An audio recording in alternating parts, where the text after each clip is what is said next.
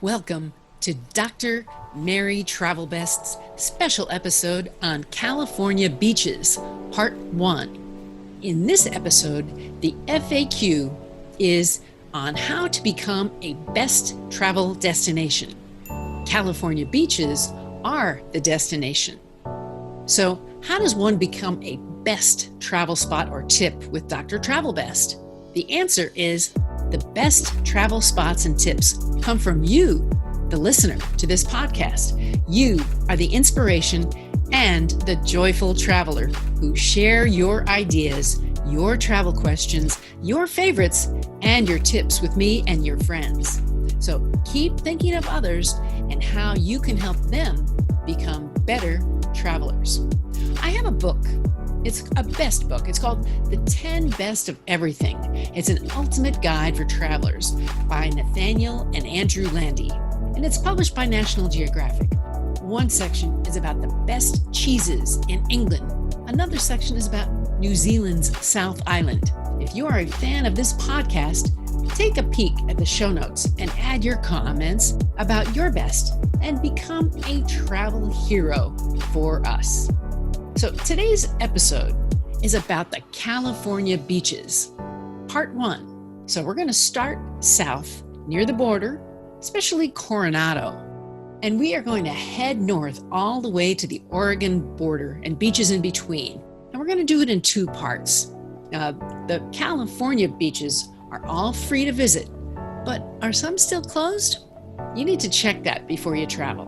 Let's start all the way down, and I'll tell you some of the favorite beaches, and you can share yours with Dr. Mary Travelbest also. So there's a lot of beach to cover. I like to go kayaking in Chula Vista down at J Street. I've got a few friends who own kayak rental companies, and they can meet you at the J Street Marina launching ramp. So just check the show notes and you'll get more information.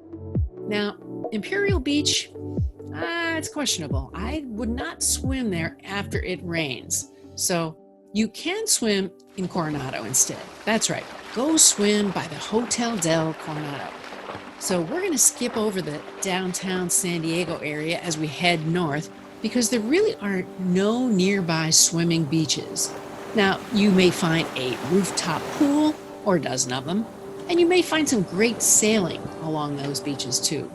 Now, moving north, we may be missing a few, but these are some of my favorite beaches, including Sunset Cliffs. And although you shouldn't swim here unless it's permitted, it's a beautiful place to look at the beach.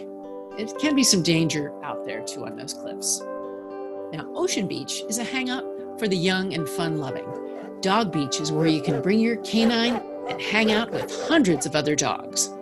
Going a little bit north from there is South Mission Beach, especially at the basketball courts and also some other places, but it could be hard to find a parking spot in the summertime.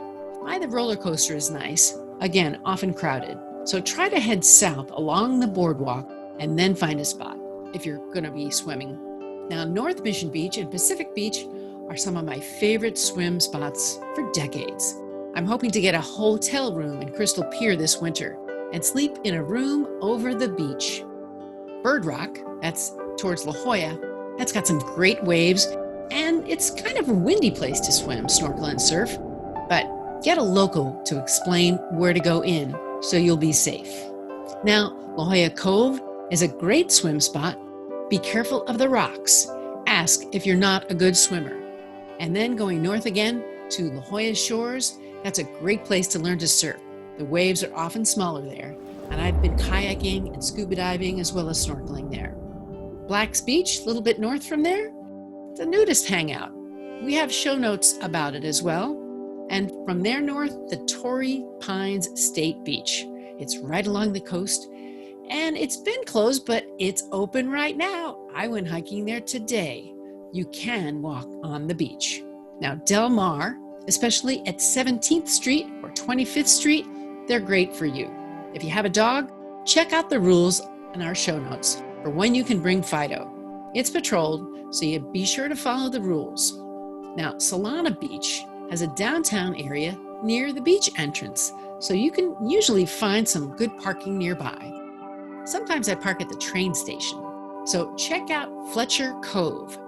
Seascape Park, and Del Mar Shores.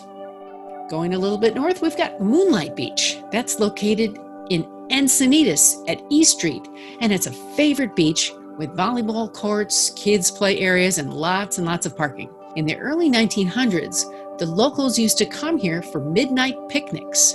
That's why they call it Moonlight. Now it's open from dawn to dusk. And see the show notes for the links.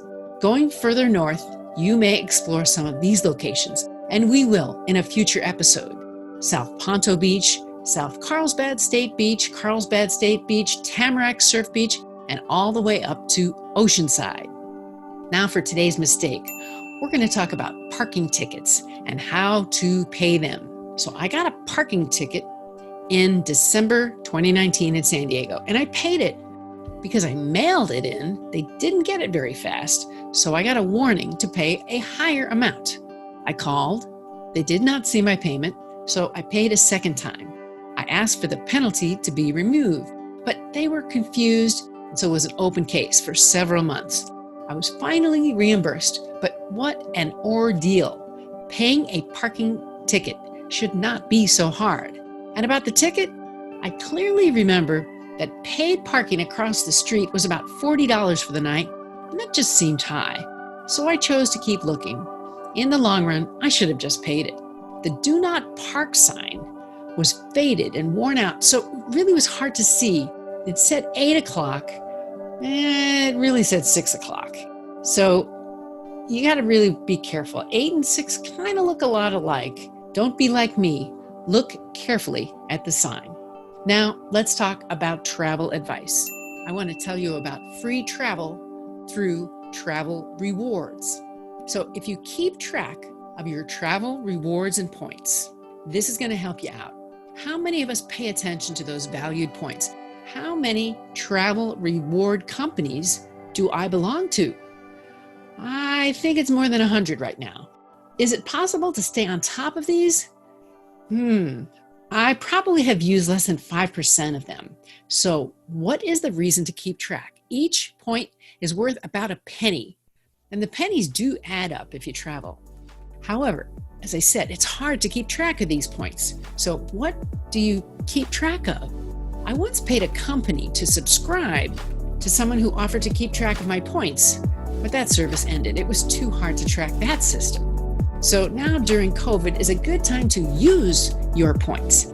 Take advantage of them and use them up because they may not be there forever. In a future episode, we'll discuss travel rewards. So please ask your questions about them. Today, I want to bring meaning to your travel. Send me your travel tip. You can send it to my website, Facebook page, group, Instagram. You can send to my Twitter, blog, and maybe you'll see your tips in my next travel book on independent destinations. What's on your travel bucket list?